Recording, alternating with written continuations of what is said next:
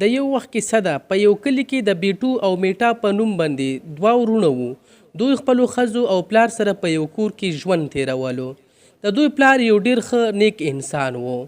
د په کلي کې د پرچون دکان کولو. د دې کشر زوی بیټو به اکثر راتلو پلار سره به دکان کې څه نه څه مدد کولو ترڅو چې پلار باندې څه بوج نه وي. خو د دې مشر ورور میټا به اکثر بانې کولې او یو قسم کار به یې نه کولو. اوس یې خوند وکړو، پلار مې کور ته لاړو، اوس ورځمه چې دکان نه لږې پیسې وباسم. میټا چې دکان ته راشي. میټا وروره ته دلته ولې راغلې؟ ولې دا دکان د ستا ده چې ته ماته وایې دلته ولې راغلې؟ دا مه هېروه چې دا دکان زموږ د پلار ده او دې دکان کې دونه حق زما د څونه چې ستا ده. میټا وروره ما خو همداسې تپوس وکړو، ته خو غوسه کوې. ښه ډېرې خبرې مه کوه، دنه مې پرېږده چې کښېنم. بیا میټا په دې دکان کې دننه کینی او بیټو کسټمرو سره مصروف شي. میټا چې موقع وویني دراز کولاو کې او دې دراز نه پیسې راواخلي. میټا وروره ته خو هسې راغلی، زه به لږ کور ته چکر ولګوم، ته د دکان سنبال کا. نه هیڅ قسمه ضرورت نشته ده، زه درنه ځمه. تا نه خو بالکل زما په کلر نستې برداشت نشي، هسې نه چې په ما باندې الزام ولګوې. دا د خمیل زمانه خو نه ده. میټا دا پیسې په جوب کې واچوي او دلته نه فرار شي او بیا په دې پیسو سره ښه ډېر سامانونه واخلي او کور ته راشي. ای ښځې وګوره، دا ټول سامانونه مې تا ته راوړلو. نن به د شپې یو ښه ښایسته شانتې فلم ګورو او بیا به دا سامانونه هم خورو. آی لو یو میټا، ته زما څومره خیال ساتې، زما دپاره دا څومره ښایسته سامانونه خوراکونه راوړې، خو دا راته ووایه میټا دونه پیسې چېرته وې؟ کله مې پلار دکان نه لاړو او زه دکان ته ورغلم، د هغې د راز نه مې ټولې پیسې وباسلې. څه د پلار دکان ته لیونی شوی خو نه یې، دا دکان د ستا ده او ته د دې مالک یې، دې نه همیشه دپاره پیسې وباسه او بیا یې خوره. بیا چې کله شپه تیره شي په سهار د پلار دکان ته لاړ شي. دکان ته چې لاړ شي نو دراز کولاو کې چې وویني په دراز کې پیسې کمې وي. دی ډېر زیات حیران شي چې دا پیسې چا خوړلې دي. زما دا پیسې دونه کمې ونې دي، پرون خو په دکان کې ډېر زیات سامانونه خرڅ شوي وو او پیسې هم ډېرې وې. ما نه وروسته خو دلته دکان کې بیټو و، د دې مطلب دا چې دا پیسې بیټو خوړلې دي. دی په غوسه کې کور ته راشي. بیټو په دراز کې پیسې کمې دي، ما ته صفا ووایي چې پیسې چېرته لاړې. پلار جانه دا ته څه وایې؟ ما ته د پیسو پته نشته. پرون چې څومره سامانونه خرڅ شوي وو ما ټولې پیسې په دراز کې ایښودې وې.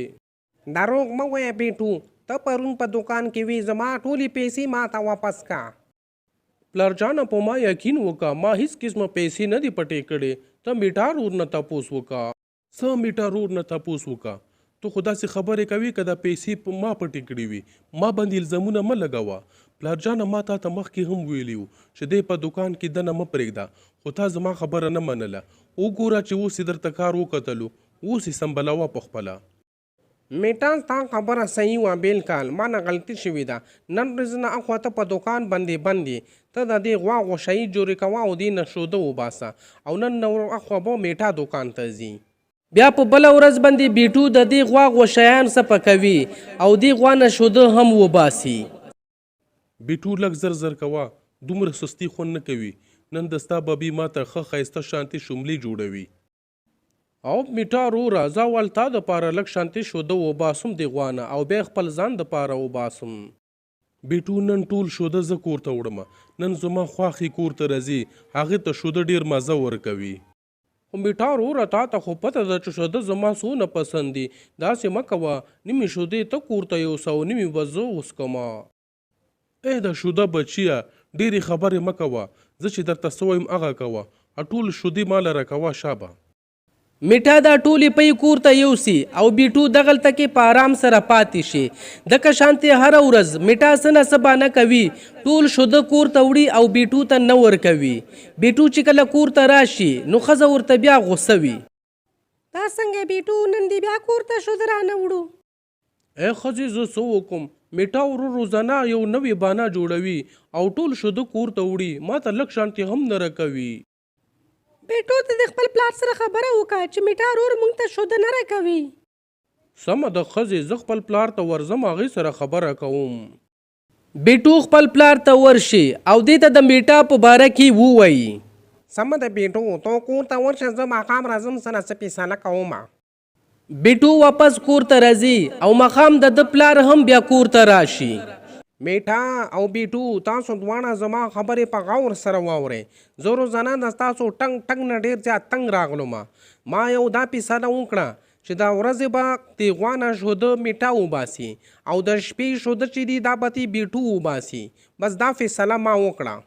چې دا واوري نو بیټو ډیر زیات خوشحال شي او د میټا خوله بند شي. پلار جانه ما ته د ستا فیصله ډېره زیاته خوښه شوه.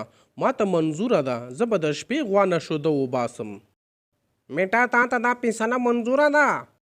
بس سمه ده پلار جانه، تا چې دا فیصله وکړه اوس د ورځې دا غوا زما ده او شپې بیا د بیټو ده. بیا چې کله سحر شي نو میټا غوا ته ورشي، دنه ټولې شودې وباسي او کور ته لاړ شي. او چې کله ماښام کیږي نو میټا بیا دې غوا ته راشي چې لږ څه شوده پکې جوړ شوي وي دا تې بیا وباسي. میټا وروره شپه د راتلو وله ده، نور خو بس که کنه دې غوا نه څونه شوده وباسې. ای زما خبره واوره، شپه د کیدو وله ده، لا شپه شوې نه ده او دا غوا بیا د شپې د ستا ده. میټا دې غوا نه شوده وباسي تر دې پورې چې یو څاڅکی شوده هم پکې پاتې نه شي. او چې کله ښه شوده ختم شي نو بیا ترې لاړ شي. بیا چې نمبر د بیټو شي نو په غوا کې شوده چرته وي، غریب همداسې ناست وي تر دې چې سحر شي خو په غوا کې شوده نه وي، ولې خو ټول ته میټا ویستي وي. ای غټ خیټیا ځه وره شوه، اوس دا غوا زما ده. میټا وروره تا خو دې نه ټول شوده ویستي دي، په دې کې نشته. ای په دې کې زما څه قصور ده؟ د ورځې دا غوا زما ده، زه چې څه مرضي ورسره کوم. بیا میټا هره ورځ داسې کوي، سبته ورځ د غوا نه شوده وباسي او د بیټو په حصه کې یو قطره شوده هم نه راځي. اخر بیټو ډیر زیات تنګ شي نو چې کله کور ته راشي. ای ښځې میټا ورور خو ځان په شرمونو شرمولی دی، غوا نه ټوله ورځ شوده وباسي او چې کله زما نمبر شي بیا پکې یو قطره شوده هم نه وي. بیټو ورکیکه مونږ به دا کور ورته پرېږدو، څه د دې زندګۍ څه فایده ده؟ نه نه ښځې زه داسې زر همت نه هار کوم، دا داسې په اسانه خبره باندې نه پوهیږي. اوس به د ده اصلیت زه خامخا ټولو خلکو ته راوړم، ته لږ صبر وکړه، لږ ماته وخت راکا. بیا چې کله بله ورځ شي میټا د پلار دکان ته ورشي او پلار ته ووایي چې ته کور ته لاړ شه، لږ به آرام وکې او زه به په دکان کې کینم. د پلار کور ته لاړ شي، میټا چې دکان کې د راز کې څومره پیسې وي او دا ترې وباسي. نو پلار چې کله کور ته راورسیږي بیټو ورته ټول شکایت وکړي، خو پلار ورته ووایي دروغ مه وایه، په هغه ورځ باندې میټا په کور کې و. نه پلار جانه، په هغه ورځ باندې میټا ورور دکان ته راغلی و، هغه دکان کې ناستو د راز سره او زه خو ګاک سره لګیا وم، هغه ټولې پیسې ویستې وې. نه میټا داسې نشي کولی، هغه ته د غلا کولو څه ضرورت دی؟ دا ووایي نو دا دلته نه لاړ شي او چې کله سحر شي په بله ورځ باندې چې کله د پلار دکان ته لاړ شي چې وګوري په دکان کې د راز کلاو کې نو پیسې پکې ډېرې زیاتې کمی شوي وي. دلته د شک پیدا شي چې یاره د بیټو خبره صحیح ده. دا خبره چې بیټو صحیح کوي، داسې نه چې میټا نه پیسې غلا کوي. زه په خپله د دې خبرې لږ تصدیق کول غواړم. بیا د ماښام چې کله د پلار کور ته راشي او چې وګوري نو میټا دلته بیا د غوا لاندې ناست وي او دا شوده ترې وباسي. میټا وروره بس د خدای نه ویریږه، ټوله ورځ د غوا نه شوده وباسي، چې کله شپه شي نو بیا یو قطره شوده هم پکې نه راځي.